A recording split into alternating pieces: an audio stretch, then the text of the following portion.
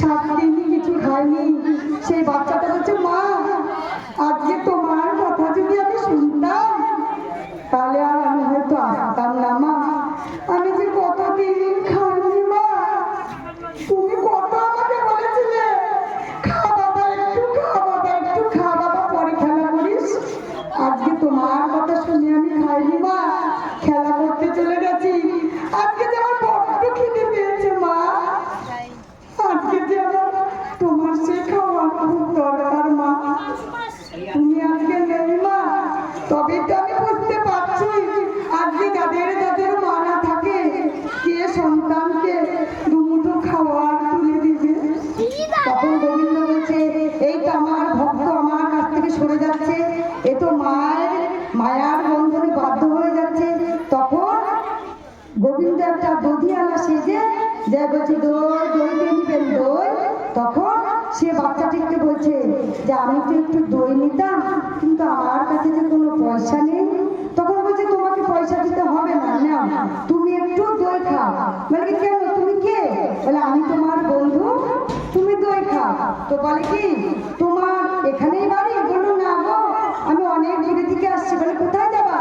বলে, আমি বৃন্দাবন যাবো। বৃন্দাবন যাবা?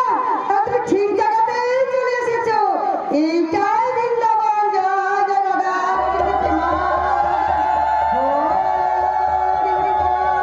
তখন বলছে, এইটাই বৃন্দাবন? তাহলে তুমি কৃষ্ণকে চেনো? বলে কি, হ্যাঁ কৃষ্ণকে চিনি তো। বলে কি, তার বাড়ি কোথায়? বলে কি, এই যে পুকুরটা আছে পাশেই কৃষ্ণের বাড়ি, ওই বাড়িটাতে কৃষ্ণ থাকে। বলে কি, তুমি আমাকে নিয়ে যাবা? বলে নিয়ে যেতে হবে না, তুমি একটু আগায় যাও, দেখো কৃষ্ণের বাড়ি আছে। তখন দৌড়ে দৌড়ে ওই বাড়িতে গিয়ে বলছে, কৃষ্ণ কৃষ্ণ কৃষ্ণ কৃষ্ণ কৃষ্ণ বলে যখন ডাকছে, তখন মন্দিরে পূজারি বের হয়ে বলছে, কে তুমি?